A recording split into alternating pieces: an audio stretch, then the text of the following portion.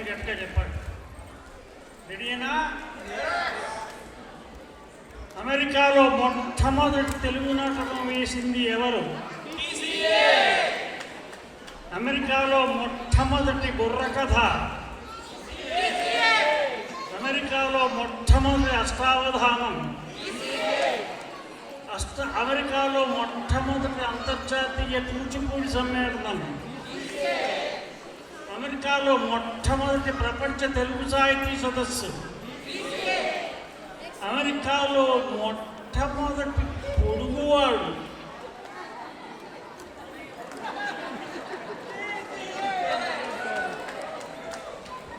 అమెరికాలో మొట్టమొదటి తెలుగు పుస్తకం.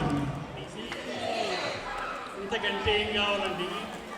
ఆఖరిది, అమెరికాలో ఇప్పటిదాకా కని విని ఎరుగని స్వర్ణోత్సవాలు చేసే సంస్థ